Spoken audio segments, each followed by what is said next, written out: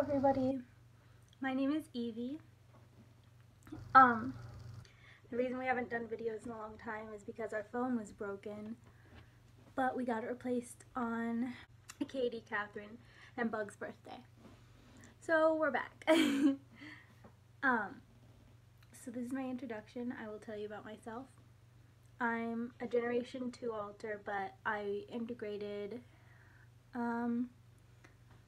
summer 2017, so last summer, and came back around Christmas time. So it's been a while that I've been wanting to do a video, but I guess I didn't know at first how long I would be around, so I didn't do it. And then things just kept happening and never got around to it until now. But I'll tell you about me. I am an age slider, so that means that my age changes based on circumstance and how I'm feeling and things like that. It doesn't usually change too much throughout the day. It usually, unless something like scary happens, it usually stays the same whenever I wake up. That's how old I am for that day. My age goes between 8 and 15, so anywhere in between there. Today I'm 13. About me, I'm Katie's daughter, so I call her my mom. She took me in like 3 or 4 years ago when I was pretty new. So then Bug and Honey are my sisters. I have, I guess, some abandonment issues that are unique to me, and even though the rest of the system has been left by some people and friends and things like that, I have abandonment issues. I don't know why I say that word funny, but related to like father figures, because I've had 3 of them in my lifetime. I'm not counting my biological father, Katie's dad, because I don't know, he doesn't really acknowledge the alters that much unless something's wrong, and then he wants to know who's out, but most of the time he just refers to everyone as Katie. So I've had 3 father figures. One was an alter, one was our perpetrator when we were younger, and then one was mom's ex, or Katie. Whenever I refer to my mom, I'm talking about Katie. And all 3 of them left, and none of them had a very healthy relationship with me. So I have a lot of issues around that nobody else really has, because everybody else in the system, for the most part, their dads are people in the system, or they just don't have one, or the biological dad of the body is their dad, and he's, great and has never done anything to hurt any of us. So I'm really the only one who has that issue. My role in the system is a trauma holder, like Angel. And I used to be an inner self helper before Glitch got here. But I'm kind of glad that she's taken over that role now, because it was hard being an inner self helper and also a trauma holder, because I guess it's hard to like help the whole system and help everybody and know what's going on with everybody and keep tabs on everything when you are suffering through flashbacks constantly. Other things about me, I really like to write poetry. I have some, I can link in the description, probably. Well, Ryland will have to, because I don't know how to do that, but if you guys wanted to read it. I like music and dancing and singing. I sing a lot, and I used to dance a lot. I haven't done it as much because we're really dizzy most of the time now. So it's harder, but I like doing makeup, which is why I'm wearing makeup. I'm pretty girly. Like, I'm wearing a dress right now. And orange is my favorite color.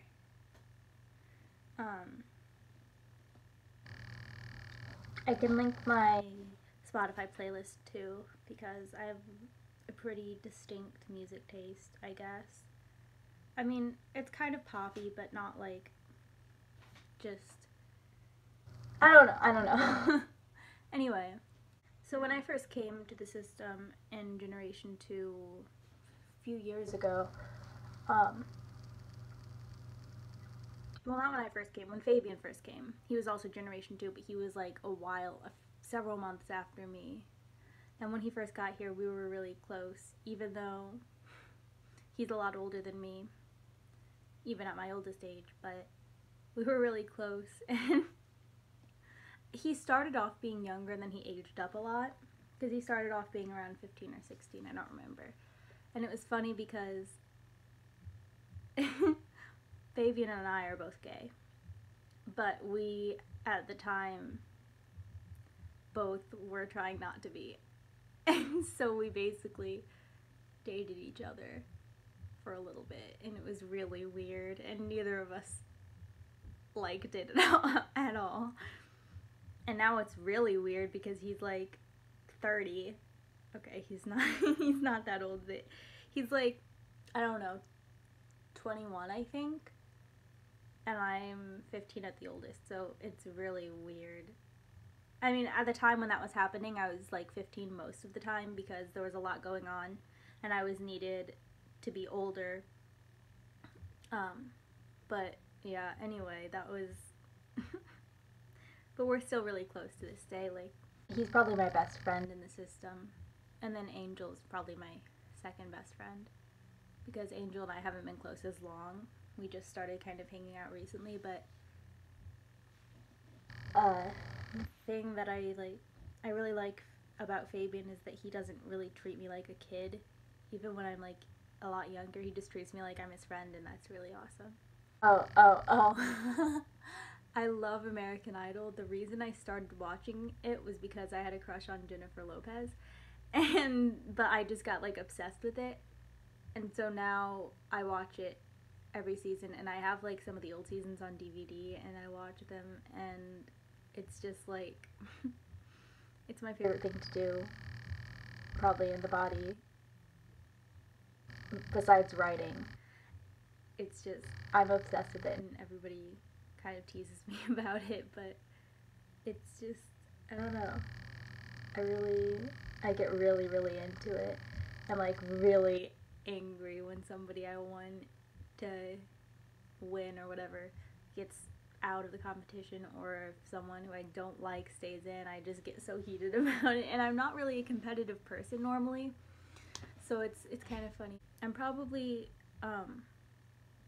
the least like forgiving, and I want to say like that I don't forgive people, but I definitely hold a grudge more than everybody else, and I think that's because of my issues with father figures and people in my past who just I've given so many chances when they didn't deserve it. So at this point, I'm kind of done doing that, and if you want to stay in my life after you've hurt me, then you have to really, really prove yourself, and it takes a long time. And I'm pretty friendly to everybody I meet, but that doesn't mean that I trust them right away. I think I treat people with respect even if I don't trust them, and it takes a while for people to earn my trust. But I'm never gonna be cold towards people if they haven't given me a reason to. I just won't necessarily.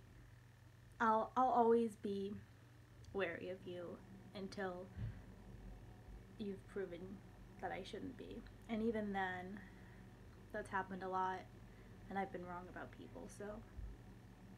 I've thought about making and it's funny, I've thought about other videos I would make before I even made this one, but I've thought about making poetry videos where I just read my poetry, or talk about it. Well, probably not just talk about it. I would read it and then talk about it, or just read it. And if I'm in the writing process, showing that. I don't know if anybody would be interested in that or not.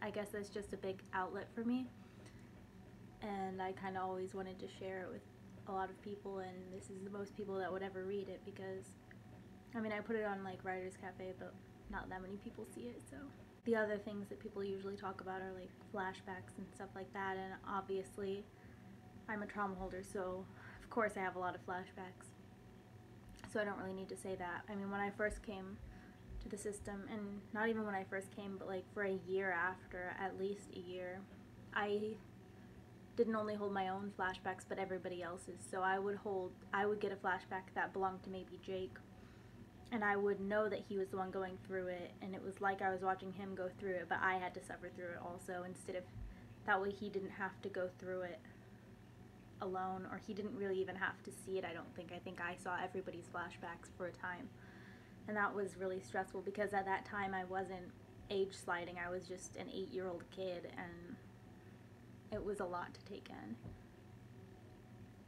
in. And also Ash, he was in Generation 1.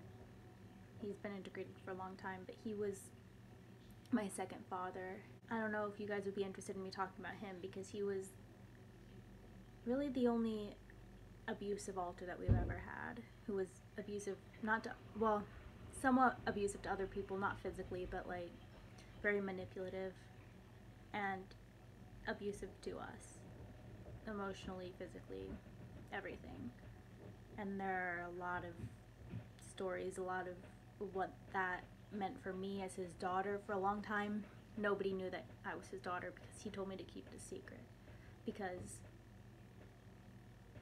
he thought that they wouldn't trust him around me. We would both go out in the inner world outside of the headspace and meet up places, pretending that we were going out separately, and we had to keep it a secret for a long time, because he was afraid that people would, you know, not let him talk to me. And he would tell me that, and I would take in his flashbacks, because he had them all the time, and he kind of shared them with me and put them on me, and it was just a really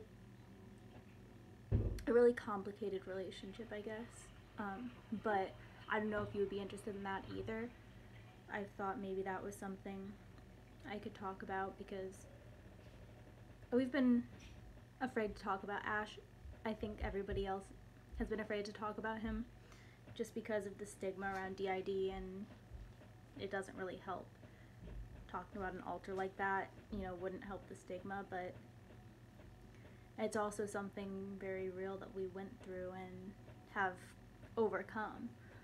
So if you guys wanted to hear about that, then I could, I mean, I'd have to talk to Ryland, but I could probably share that too. Yeah, thanks for watching.